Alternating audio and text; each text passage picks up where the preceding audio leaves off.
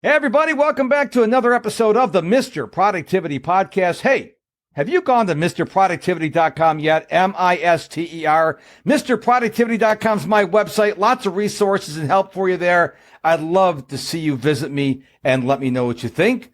But on the show today, I have a very special gentleman. His name is Naden. He is a transformative teacher, speaker, and author who combines neuroscience, psychology, and practical strategies to help ambitious individuals unlock their potential.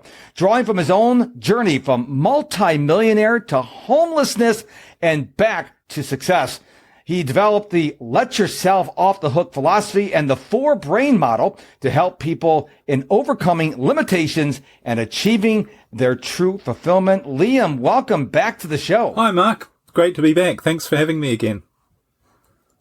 Now, the first time Liam was on was in June of this year, depending on what year you're listening to it, June 2024. We talked about goals and his controversial approach to goals. So we're not going to talk about that in this episode. If you want to know about his approach on goals, go check out that episode because it is well worth your time listening to. But what I want to talk about on this show today with you, Liam, is you have this concept, which I just talked about, letting yourself off the hook. And because I don't like people to assume what that means, what do you mean by that? Well, essentially what it means is you have to stop trying to make your life work and achieve goals, if you like, and solve problems. You have to stop doing that through force and struggle. In other words, trying to make things happen in your life, because all that really does is keep you stuck. It keeps you stuck in a certain part of your brain. And as people know, when you're like that, you just keep repeating the same patterns over and over. But when you understand that letting yourself off the hook means I'm not going to put all the stress and struggle into what I'm trying to achieve in my life. I'm just going to take a more natural approach. When you actually do that, you activate a different part of your brain. And that's the part in my 4-part model I call your success, your creative brain. And so when you activate that, that actually takes over. It literally takes control of your life and leads you down the fastest and easiest path to getting everything you really need to be the best that you can be. And the proof of that is in all of the unexpected things that happen in your life. You know, we have these things that come along when we're busy trying to achieve our goals and trying to make things happen. And you have to ask yourself, what's causing those things to happen? There's something else at play. And it is literally this other part of your brain that when you let yourself off the hook, it'll do the work for you. It'll give you the opportunities. It'll show you what to do. It'll show you the solutions to problems. And that's all you do is you just take action as using that rather than, this pressure that you put on yourself, which doesn't work. No, it doesn't. And ironically, about a half an hour before we started recording this episode, I did an Instagram Live and I was talking about playing the blame game. Because playing the blame game doesn't solve anything. If your internet goes down, you lose power. You can't log into a social media website. You probably can't fix that stuff. I mean, unless you can fix your internet, you fix the power. So what I was saying in the live is, maybe you figure out something else to do. Maybe you got a book, you got a Kindle. I got a whiteboard behind me. I can, sketch out ideas. And I think if people would go from blaming other people, taking full responsibility, and instead of playing the blame game, you say, look I didn't cause my problem, but I'm going to try to do my best to mitigate it. Because to your point, I think we get stuck in this. Well, it's not my fault. I promise you, your cable company or your power company, nobody woke up that morning and go, you know what? Right before Mark's interview with Liam, I'm going to cut his power. I promise you that's not happening. But we're hijacking our own brain by allowing us to focus on these things that are not productive. Well, here's another take on what you're saying. What happens if you knew, not just believed, but knew that everything that happened in your life was absolutely perfect? And if you perceive it as not being perfect, then it's not because it's not, it's because of your perception. Because what I like to say to people is, instead of saying, why is this happening to me? Why is the power going off? Why is something not turning out the way I expected?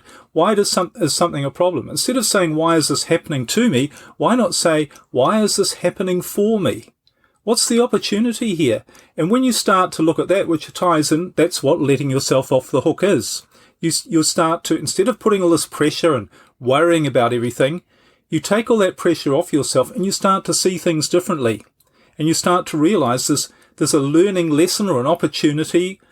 There's a gift in everything. And so many times, I'm sure I've had many experiences in my life where I've really wanted something to happen and it never happened.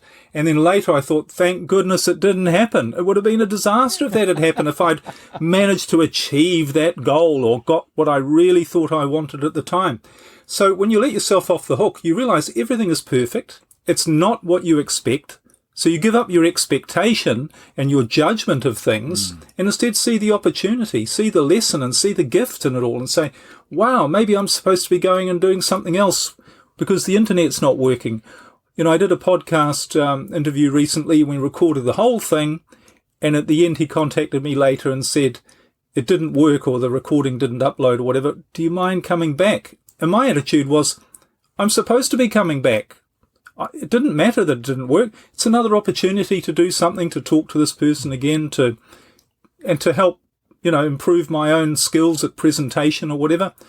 Nothing's ever wrong. And when you take that approach, you take all this pressure off, and life is a lot easier and a lot better, and your brain gets to work to make the right things happen for you. When I first heard entrepreneur Gary Vaynerchuk say, take responsibility for everything, it makes your life so much easier. When I first heard that, I'm like, wait a minute. Are you going to tell me my tire blows on the road? I take responsibility for that? The internet going out, that's my responsibility. But the more I thought about it, I'm like, man, it is so freeing. It is so freeing. For example, you got on this call a little late because you couldn't find the email I sent you. I don't blame you.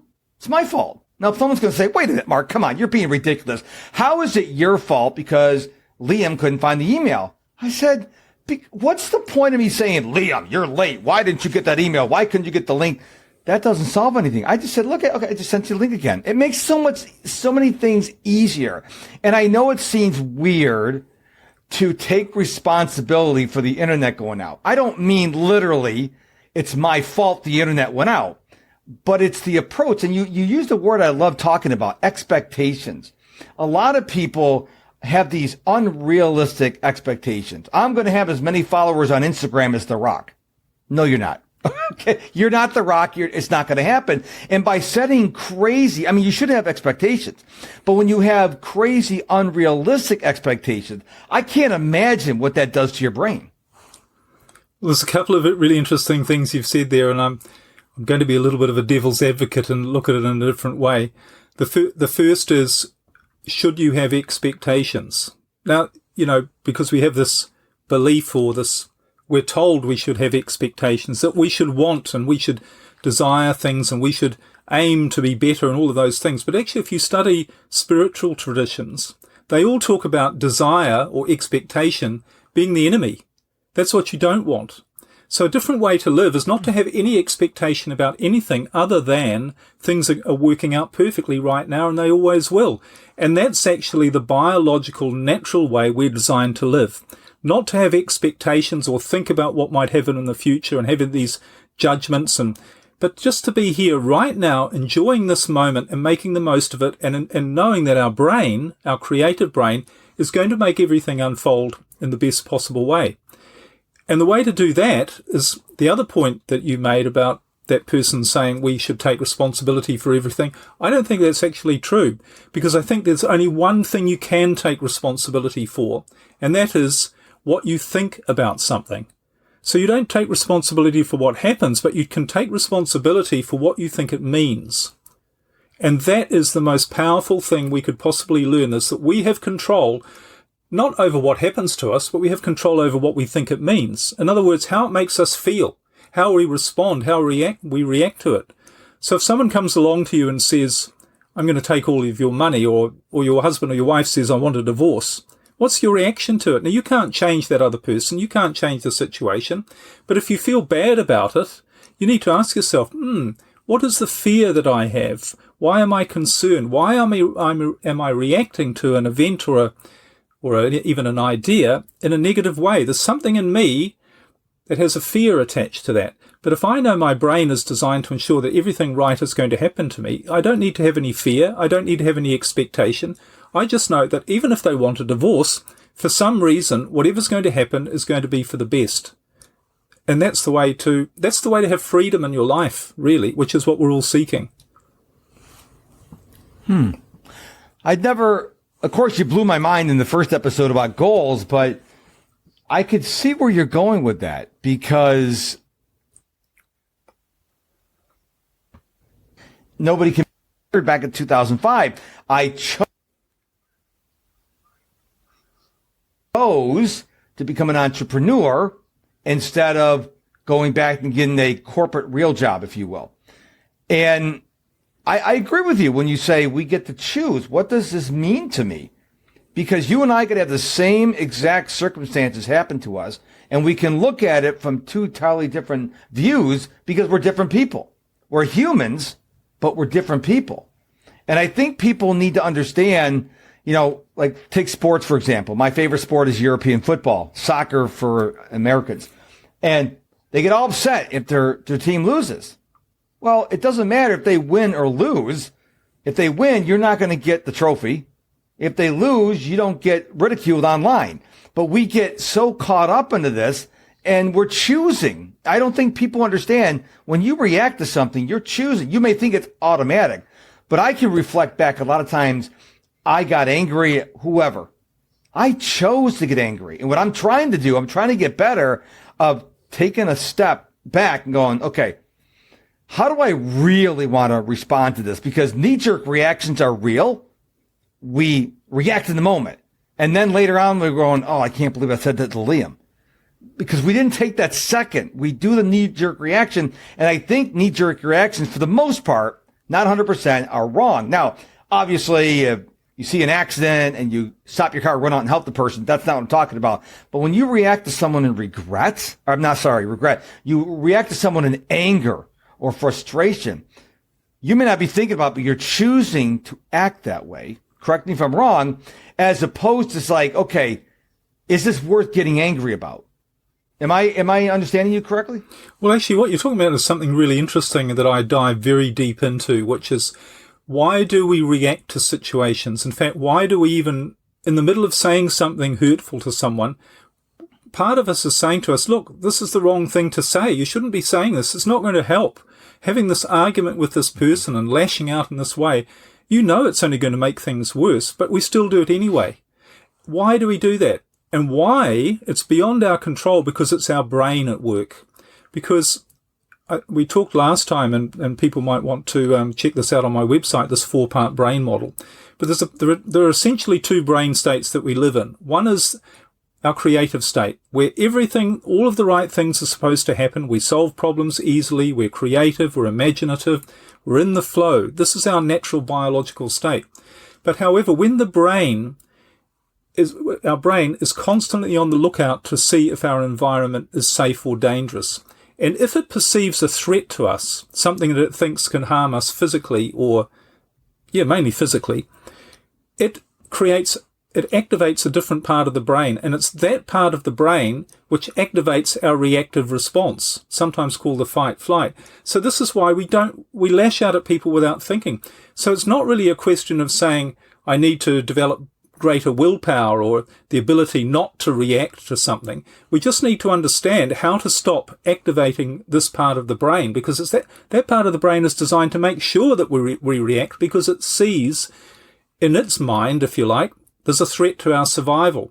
So what it's about is retraining our brain to realize there are no threats to our survival. So if you have an argument with somebody and you're not happy, the reason on a biological level, the reason you lash out is your brain has a deep subconscious belief which says, this situation could harm me.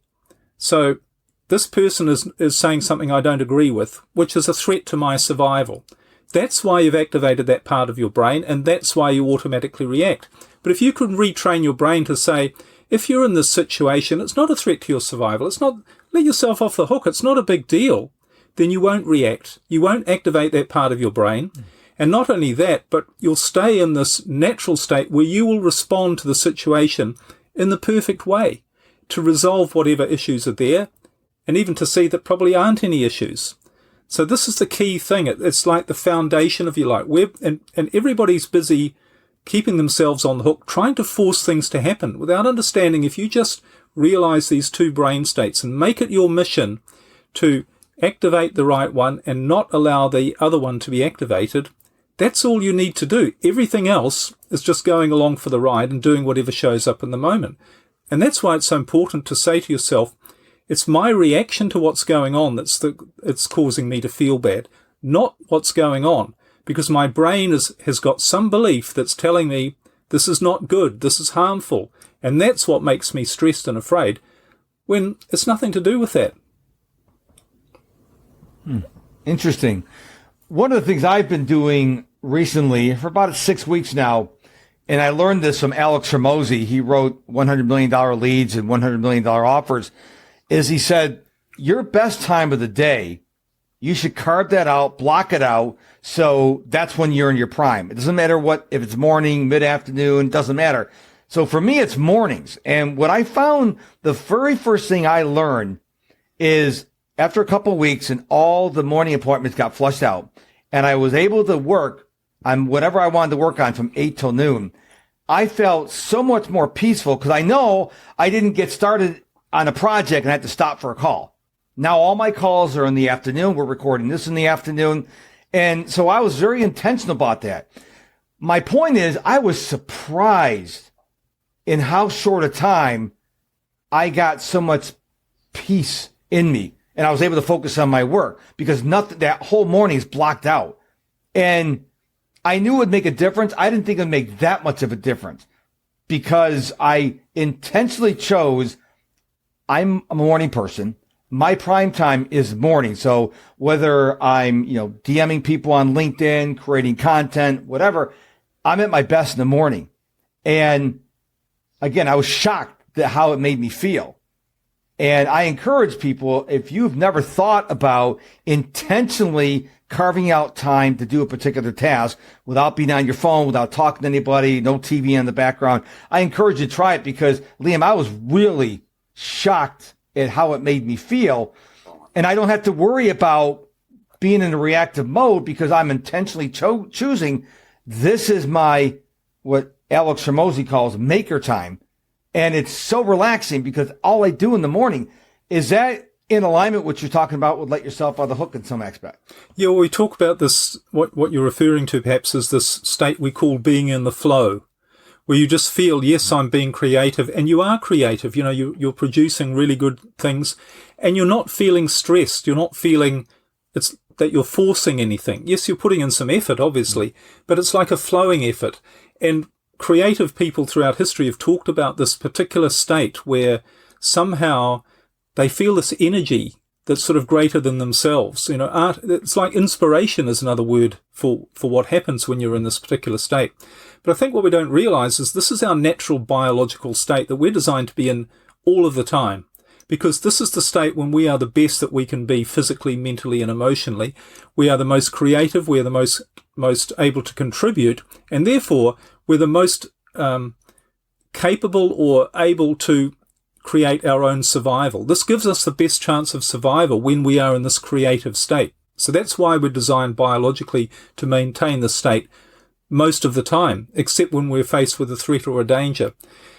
But the key, isn't it, I'm sure you would agree, is you've got to feel right. If you sit down, and everyone's been in the situation, right, I've got to sit down and I've got to get it done, and I've got 2 hours, and you're all stressed and frustrated and you feel like it's an effort to do it, it's never going to work. My own creative process, which I've learned from many years, and I think the really important thing for people to understand is your creative process is what you need to figure out. But you don't even really need to figure it out. It's going to be different for everybody. But the key to a creative process is how you feel. What works for you in terms of creating the feelings of relaxation, flow, creativity that are going to allow all of your productivity to happen. And for me personally, I never try and force it. And sometimes It can be 10 o'clock on a Saturday night, and I suddenly come up with this idea, and I just write a mini book, or I do write a podcast, or write a speech, and it's all over the place. And what I've learned is to just go with the flow rather than trying to force things, because the old days when I used to sit down and say, right, I need to write a book by Friday or whatever, it never came out right, So the feelings, everything, these two brain states that I'm talking about, your creative state is built on good feelings. When you feel good, when you feel in the flow, that is your creative brain at work. When you feel stressed, frustrated, trying to force things to happen, and unhappy and angry and all those things, you're blocking your creative brain. You're activating this other part, which is called your survival brain. And it's never going to work. You're never going to get anything done that's creative in that state, because, can I just say, there's only 4 things your brain can do when you're in that state. And think about if you're faced with a real threat to your survival. There's only 4 things you can do. There's only 4 things you should do. One is run away. The other is stand and fight. The other is to just freeze and do nothing. And the 4th one is to call out for help. And when we really think about this, if anyone out there is, think about your problems, think about when you're stressed, you can only do those 4 things. You either run, if you have a problem, you run away from it and say, oh, I'm not going to deal with it. Or you stand and fight and you shout at the other person, or you try and force it to happen. Or you freeze and just say, well, I can't, my brain's too confused. Or you ask for help and you go and read up some books, or look for another guru, or get some therapy or help, or go on YouTube or whatever. They're the only 4 resources you have when you're in a stressed state. Your brain, all of those other things, creativity, seeing the big picture, new ideas, seeing opportunities, seeing the right solutions, you can't do any of those things because your brain is not designed in that state to do those things, if that makes sense. No, it does. And I can tell the listener that there are times when I sit down and I'm in my flow state chunk of time, and if I'm not feeling it, I don't sit there and like, well, I got to write a newsletter. Oh, I got to create a podcast episode. If I don't feel right, to use your words, I'm like, okay, I'm not going to try to take this round object and put it in a square peg. Okay. However that phrase is, I always get it backwards, Yeah. But I sit there and go, okay, well, this isn't working. So what else can I do? Because exactly right. I used to do that very thing. Well, I got to write this newsletter. Okay. It's Monday. Newsletter comes out on Saturday. So I've got all week to write this newsletter. I'm not feeling it now. Or maybe I started it, and as I'm writing the newsletter, I'm like, you know what? This doesn't sound like I'm not feeling the content of this. And so I put it aside and work on something else. Now, I think people who are entrepreneurs like me and you have a little more flexibility. If you're in a corporate environment, you may have to be doing this particular thing at this particular time. So let's talk for just a minute for the people who are in the corporate world who are listening to us talk here. And let's say they're in a stressful environment and their leader has tasked them with something. They may not, like you and I can do, not feel it. I'm going to put it over here and do it later. They may have to get it done right now. Do you have any tips for how they can handle this very stressful situation and try to get the job done reasonably well for their leader? Well, I think the first thing you need to ask yourself is, why am I in a stressful situation? Why am I in this job? Why am I in this position? And normally when I ask people that, because I work with successful entrepreneurs and business people as well, they say, well, I have to be, because I have to earn this money, or this is my job, or this is just part of the job. But here's the thing, you don't have to be. If you understood that your brain thrives on lack of stress, and if you remove the stress, remove all the problems and the triggers that are keeping you stressed, in other words, which are your perceptions of what you think things mean and your fears, if you really start to work on those, your brain's going to take care of you, because your brain is designed to make sure that you create the ideal life. So that is really the thing, because, and I talk a lot about this, I think we talked about this in the last episode as well, but remember, we're all governed by the laws of nature. And there are 3 primary laws to do with the way we operate. And these override everything else. You can be out there trying to force everything to happen, but if you try and break any of these 3 laws, it's just not going to work. It's as basic as trying to stop your heartbeat or try and stop breathing. This governs everything. And the 3 laws are: 1, you're designed biologically to thrive, to be the best that you can be, because you're wired for survival, and that's what gives you the greatest chance for survival, is being your best. The second one is the law of efficiency of energy, which means everything in nature is designed to get the maximum result with the minimum expenditure of energy. We need to conserve energy to survive because we don't know what we're going to need that energy for. And the third really important law that relates to this is the law of least resistance, the law of natural flow. If you look at everywhere in the world, in the natural world, resistance goes against nature. You try and ride your bicycle into the wind. It's a lot more difficult and you get a lot less, you don't get anywhere if you just go with the wind. So we're designed the path of least resistance, and we've been taught all this stuff about you have to make, and I used to think all of this and it used to drive me mad because, and it's what really contributed to all the problems in my life. I used to think you have to force things to happen. You have to have a goal, you have to know what you want, and you have to make it happen. And if you don't make it happen, you're a failure. You're not strong enough. It's your fault if you don't make it happen. But now I realize life, if you just go with the flow, literally, and the only way you can do that is to get rid of your fear about and your expectation and worry about what you might think might happen. Because people say, I'm worried I won't be productive or I won't have a great life. You can't just sit back and do nothing. I'm not talking about doing nothing. I'm talking about getting a lot further by riding with the wind rather than against it, and not trying to predict where the wind is going to take you, but just know that it's going to take you to the right place. And that's the way we're designed to live, naturally, biologically. And when you do that, life becomes what it's supposed to be, which is a miracle rather than just the struggle that we've created for ourselves. I remember when I used to be an avid bike rider I've been running every day since August 29, 2017. But before that, I used to ride my bike a couple times. And I remember going out on really windy days. And I made the mistake one day of riding with the wind at my back. Well, when I had to turn around to come home, now I'm already tired because I've gone halfway on my run. So it makes it doubly hard. So I would always look at my weather app. Where's the wind coming from? I would ride into the wind in the beginning of the run, in the beginning of the bike ride, because then it's easier coming home. But when you talk about forcing things, what I thought about, because I love sports, especially football, if you ever see a team that's like trailing and they're trying to force a play, it very rarely works out. Because now, instead of letting the play naturally develop, you're trying to force things. American football, maybe the quarterback gets intercepted, the running back fumbles the ball, or whatever. And so if the sports players who are at the top of the game, like a Messi or Ronaldo, if they could sit back and go, you know what, forcing this isn't going to work. Let's just try to let the play develop authentically, or in a flow state, if you will, tends out to be much better. That's why teams that are really good, they operate at a different level than the teams that are not so good, because the teams that are not so good are trying to be better and they're trying to force it instead of letting it happen organically. So I think the sports analogy is a good one to look at, because I can't tell you any time I tried to force it, whatever it is, and it turned out well. Yeah. It was never my best work because I'm trying to push it. And now, can it work sometimes? Yes, but probably very, very rarely.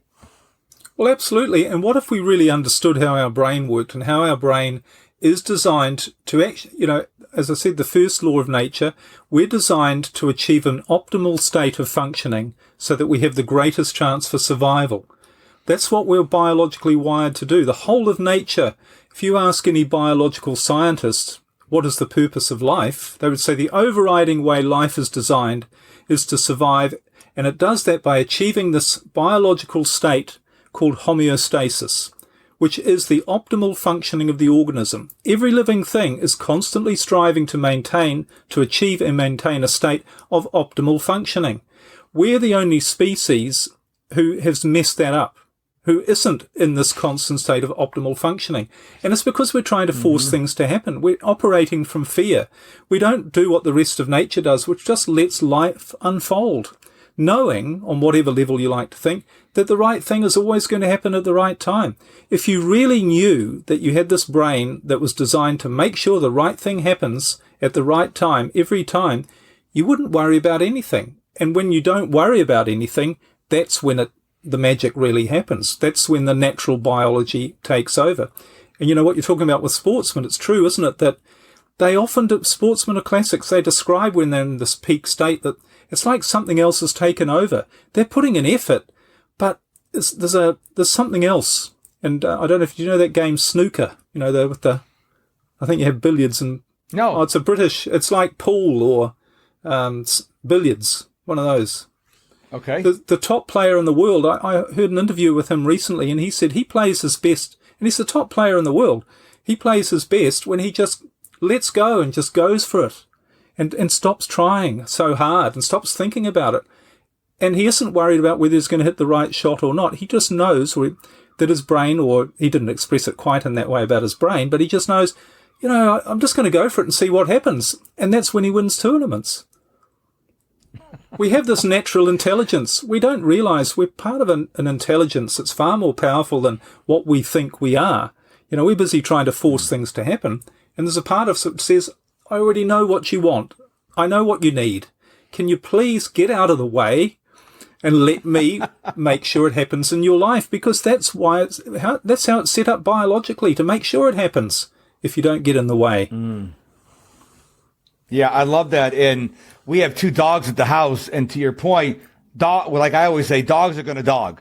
My dogs have no stress, except the little one when it's thunder and lightning. She doesn't like the thunder, but they're just dogs. They don't stress. You know, they're just relaxing. And you're right. If you look at nature, whether you're looking at animals, you're looking at plants, birds are birds. You know, sunflowers are sunflowers. There's no stress. So we are the only creature that allows ourselves to get stressed. And I want to ask you this, because you talked about the body craves homeostasis. Why do you think here in 2024, is it intentional that people are stressed because they're on their phones all the time, they're doing things they shouldn't be doing? Or is there another reason why that humans, even though our natural default is homeostasis, why are we doing it to ourselves, is what my question is. Yeah, we are, because we've been trained from the day we were born with all of the wrong ideas about who we are and how life operates.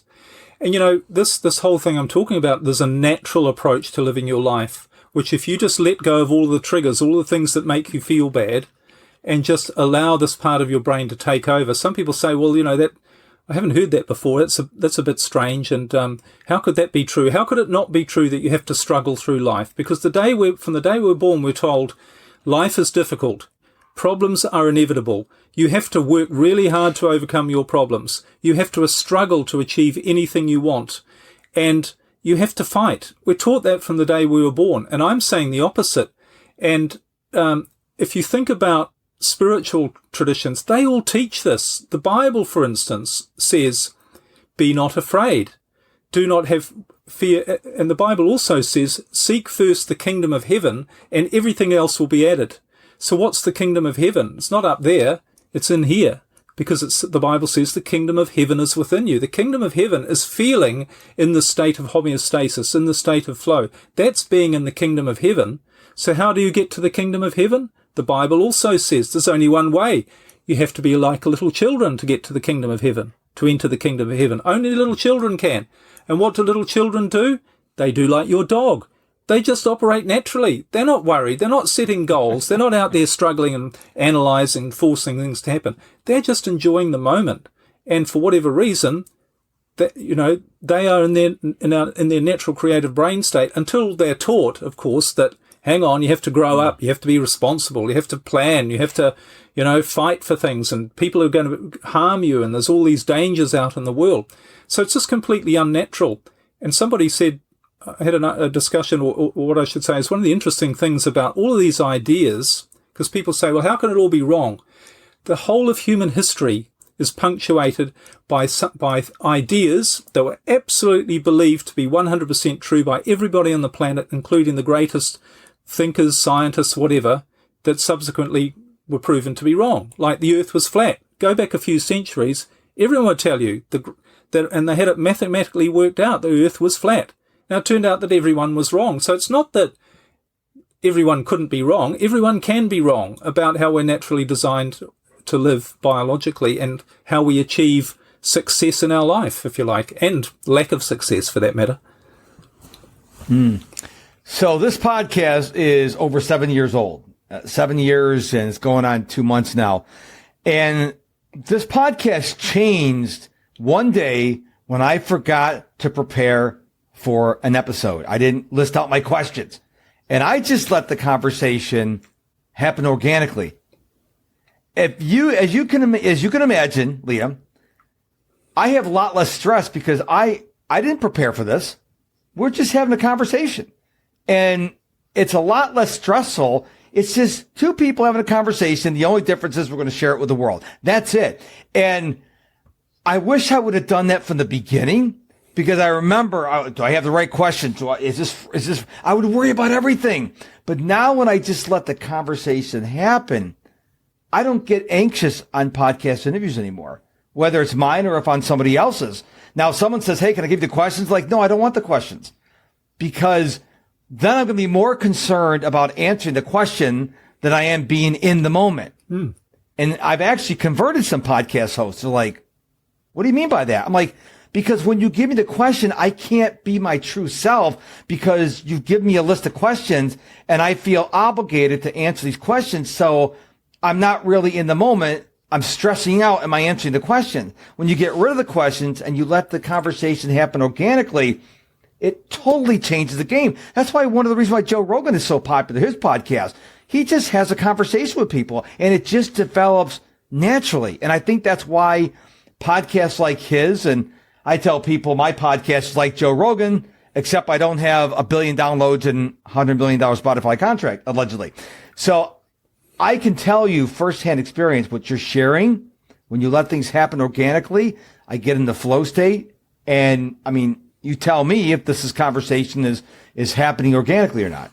Well, absolutely. And the way you can tell whether it's happening organically or not is based on how you feel. Do you feel relaxed and good about it, or you're worried that you're going to say the wrong thing?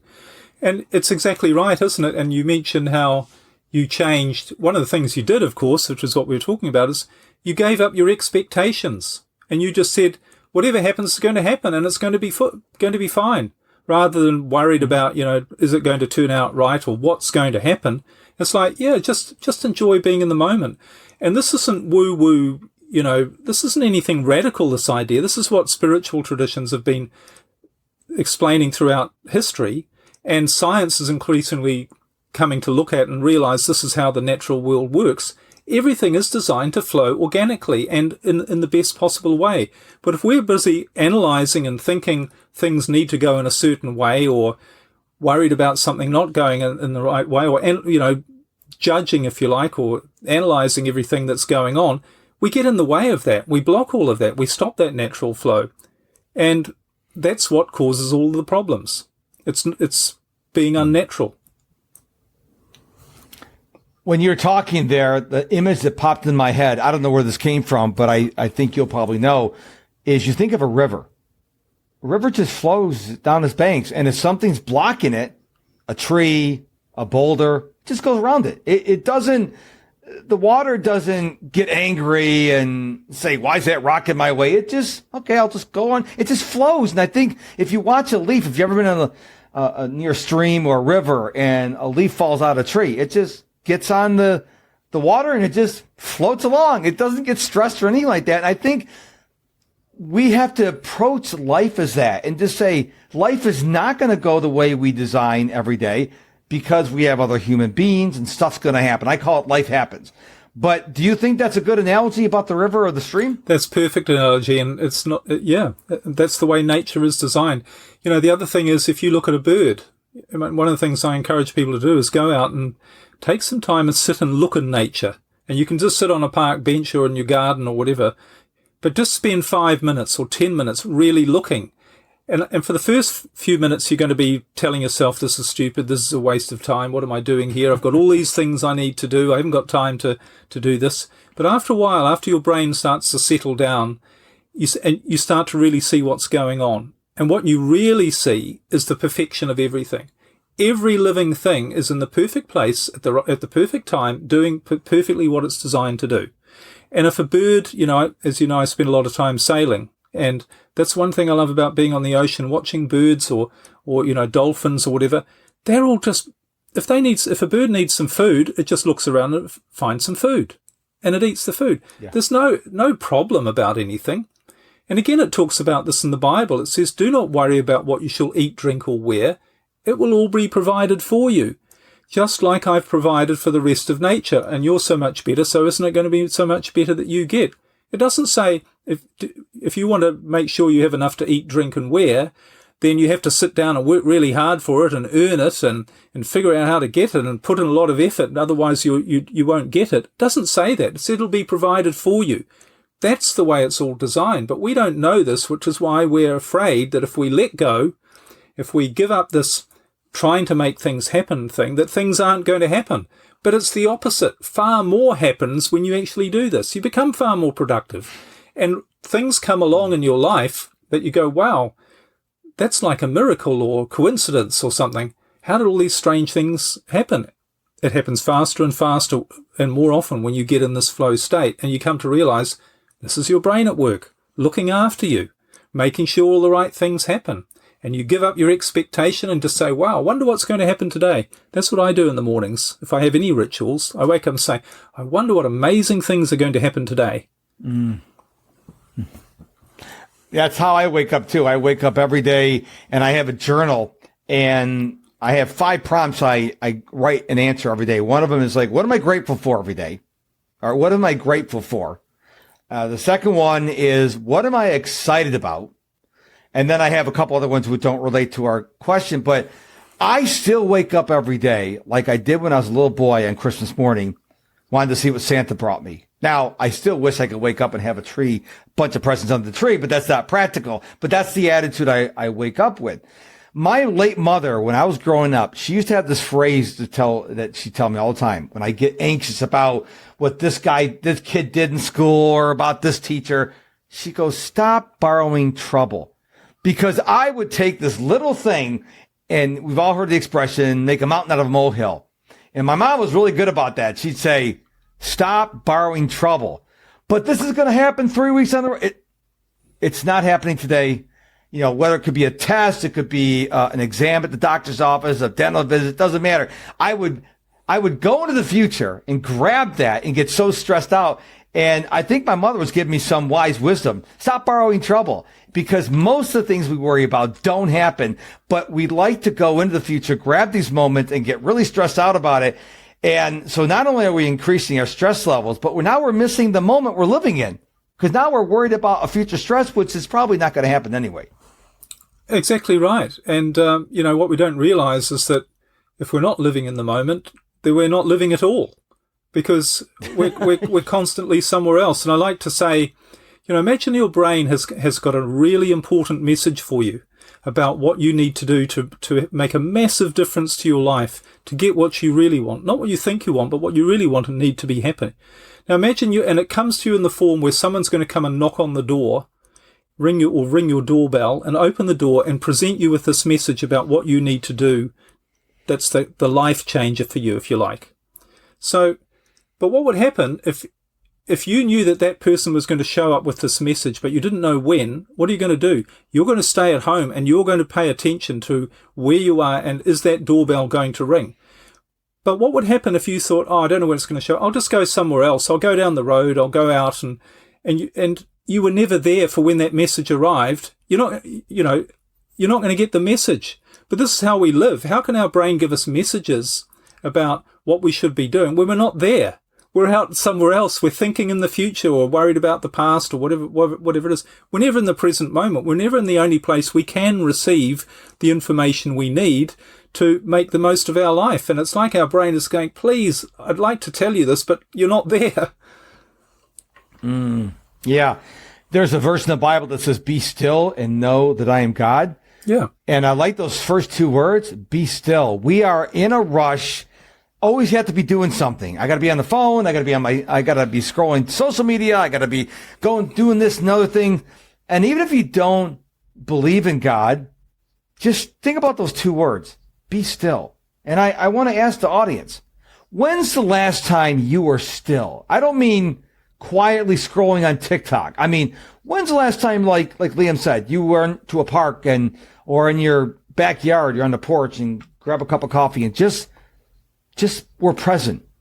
You're not doing anything. You're just being there. And I know when I don't do that nearly enough, But when I do it, it just energizes me because now my brain doesn't have to be worrying about this, that, and the other thing and, writing this word or whatever.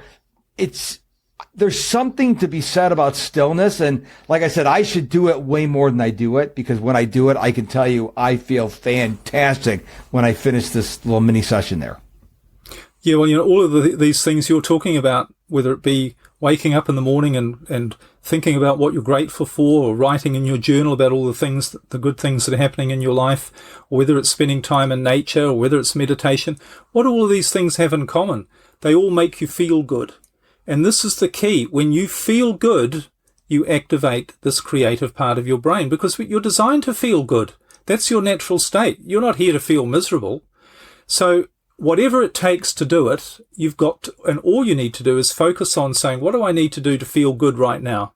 Because when I do that, I'm activating the creative part of my brain, which is biology. Again, I'm not talking about some woo-woo. This isn't the subconscious mind. This is a biological part of your brain, a mechanism that's activated, which brings you the right ideas. It makes you inspired. It makes you creative. It makes you motivated.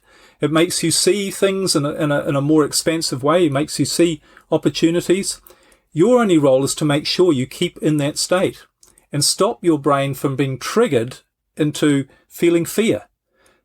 So putting on the news, talking to somebody, thinking that makes you feel bad, having a job or a business or a relationship that makes you feel bad. All of those things, we don't realize biologically it's going to finish you because it's going to keep you, when you feel fear or anxiety, stress or whatever it is, you've activated the wrong brain state. And it doesn't matter what you do, you can only do one of those 4 things we talked about earlier. So your only mission is to activate the right brain state. And the Bible, again, and I'm not talking about the Bible because I'm some great religious person. I'm just saying it's interesting that spirituality says exactly these things because it says, have faith, believe, trust. And what does that mean? What do you do when you have faith? Most people, when they say they have faith and believe, they don't. It's hope because they feel stressed and they want to have faith. True faith is just letting go and saying, I feel great. I don't need to worry about anything. The right thing's going to show up at the right time. That's what faith is. And that's when you're using this part of your brain that can make it all happen. Very good point. One of the things that really annoys me is we all see this at church. If you go to church around Christmas season and the kids are up there singing, what does everyone do? They grab their phones and they're worried about getting the perfect video. And I remember last time we saw things last year, I told my wife, I said, these people aren't even paying attention to their kids up there singing. They're worried about living the experience through their phone. Take the quick picture, but then be in the moment. Enjoy the kids singing. Watch your kid, because your kid's looking out at you and they don't see you. They see your phone. And it's like, I'm 59 and I remember when, they used to do this back in the day before phones. And guess what the parents would do? They would be in the moment. They would be so proud of their kid and their kid would be looking at them and they're smiling because mommy and daddy's there. But now they look out and they see the phone in front of mom's face. And I see people now bring tripods. It's like, wait a minute. Your kid doesn't want to see your phone. They want to see your eyes looking at them. And so I think that's a good example of being in the moment. Same thing, you go to sporting events. People are more interested. You see it every sporting event, Wimbledon, football, baseball. Everybody's worried about getting the picture or taking the video. And they're not even enjoying the game. You paid all this money to go to the game and you're more worried about taking pictures. It's like, I don't get that. Be in the moment, because when this moment is over, yeah, you'll have the video. It won't be the same because now it's just a video. You're not there smelling the smells and feeling the breeze if you're outside. And I really want to encourage people to spend more time, not on your device, but just being in the moment. And I promise if you do that, you're going to be able to appreciate life a lot more. Absolutely, because what is life but a series of moments? And, it's another idea, I think, again, I really want to challenge people to think, why do you want to preserve a moment? If you knew that every moment was perfect, you wouldn't be thinking about any moment that had happened necessarily. You wouldn't want to preserve a moment. You'd be too much enjoying the moment that you're actually in, because you knew that and more of those moments were just going to keep appearing in your life. You wouldn't be worried about you have to hang on to a special time or a special moment. you know it's all special. It's all going to be amazing. You're going to have a different experience of life. And I think the really important thing for anyone listening or watching is to say to yourself, and this is what I did, and I was forced to do this because I went from the stress, trying to make everything happen, achieve all the money and all the success. You know, I was a multi-millionaire and I had all this stuff going on. I was totally miserable and totally unhappy. And I got to a point where I said, I'd rather get rid of all of this than lose my soul, which was what was happening. And of course, I did lose everything literally within a couple of months of that particular time when I thought that. And that set me on a different path. But I think so I was forced to do this. But the question to ask is your way working? All of this effort you're putting in and this, you know, struggle and stress and trying to hold everything together and accumulate things, are you really happy? Do you really feel that you're on top? Do you really feel you're in the state of homeostasis? Can you say, I am functioning at my absolute best, optimally, mentally, physically, emotionally? I feel absolutely wonderful and everything is perfect in my life. Because if you can't say that, then you have to be honest and say, my way's not working. Maybe I should look at a different way. And the fact that everybody else is doing it the same way that I am, well, maybe that's why everyone else isn't happy either. That's why everyone else is struggling. Maybe there's a different approach, a completely different approach. As I say, I was fortunate to experience both approaches and to see which one works. I love that. As I mentioned earlier, I'm a daily runner. I've been running at least 1 mile every day since August 29, 2017. And the question I get, Liam, more than anything else, is, are you going to run a marathon? No, I don't want to run a marathon. Well, why not? Because I go out at first light because it's really hot in Houston here in the mornings. Well, it gets really hot in the afternoon. And I run because I want to. I don't run to impress people. I probably look like a drunk zombie when I'm running. I don't care. I run because it feels good. I'm in the moment. And I usually listen to a podcast or an audiobook or music. But one of the things I try to do more, and I really, me saying this is going to make me want to do it more, is what's known as running naked. That means no headphones. Because then you get to hear the birds making sounds. You get to hear the wind going through the trees. And I encourage people, next time you go for a run, a bike ride, a walk, leave your headphones behind and just enjoy the walk. Just enjoy the experience being out there, because we're always immersed in our technology. We're always got to be listening to something, got to be watching something. Well, no, you don't. You can just be in the moment. And if there's one thing I want to leave the listener with is spend more time being in the moment. Now, I got thousands of pictures in my iCloud library. Most of them are about vacation. I went to Disney World, Niagara Falls. But the ones I treasure most are pictures of people who have passed on. Now, I still have their memories, but I wish I would have taken less pictures, because am I really going to care I took a picture at Disney World 15 years ago? No. But if my parents are now deceased, now those pictures mean something to me, because now I don't have my real mom and dad. But all these other things we're taking pictures of, which we thought was special in the moment, how many times do you go back and actually look at those pictures? We don't stop and think about that. And I wish I would have spent more time living in the moment than worried about getting the perfect picture. You mentioned the key word there, worried. You wish you'd done this rather than worried. What happens when you worry? You activate the wrong brain state, and you can never live your best life. So we have to say, whenever I'm worried, why am I worried? My brain is telling me something that's not true. It's telling me that I need to do this, because otherwise if I don't, then I'm going to be harmed in some way. None of that's true. We just make it far too difficult for ourselves. The whole of nature it's not designed to be difficult. Everything is designed to be easy. It's the path of least resistance, so everything we do, we need to analyze and start looking at it and say, why am I doing this? Is there some subconscious fear? And if you're trying to force something to happen, or you're worried about something, or thinking about something, the more we really look at this, we realize it's all driven by these fears. If you just let go and thought, I don't care what happens, because I know the right thing is going to happen right in this moment. I don't need to think about the next moment. You talk about the water going down the river. It's the same with your thoughts. You don't need to think 20 thoughts ahead. You just think one thought. You do one thing. You flow. That's the way you're designed. And the right path will show up exactly for you.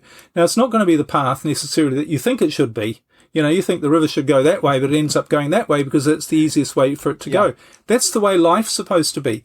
Your life is supposed to be this magical adventure that you don't know where it's actually going to lead you, but you just know that it's designed to be the most enjoyable, least stressful, least resisting, natural life for you.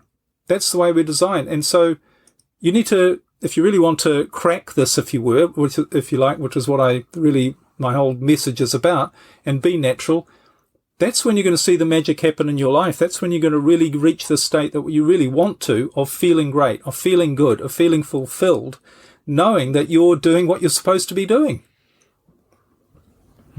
I love that. Well, as we come to the end of another incredible episode, I know people are probably overwhelmed with all the information you shared with them. So I want you to give, what is one thought, if they're like, holy cow, he gave me so much to think about. What is one parting thought you want to make sure that as a result of listening to this episode, they take away? Just let yourself off the hook. Realize there's a natural approach to life. And your only job is to understand or to learn how that natural approach is, and to realize you've been taught all the wrong stuff. It's a bit like a motor car. I think I might have talked about this last time, where if you didn't know how to drive a car, you might think you had to get out from behind and push it along. Now, it's a ridiculous idea, because what does that do? It just tires you out. You don't get anywhere, and it's just awful. But if someone comes along and says, hey, look, you're doing it all wrong, it's not supposed to be difficult. And you're supposed to just sit and enjoy the ride. The machine will do the work for you. That's the way your brain is. So the real key, not really a quick fix, is to say, I really want to understand this. I want to learn about how my brain works so that I actually use it the right way, so that I can get in and enjoy the ride, which is what everything is designed to. Every living thing is designed to live with the least amount of stress and the most productivity and the most enjoyable life possible. That's biology. It's nature. I love that. So if people want to know more about what you do, where would they go? Well, actually, this is really good timing, because I've actually just created a mini course, a really short audio mini course, which is how to unlock your rapid solution brain, because everyone's dealing with problems.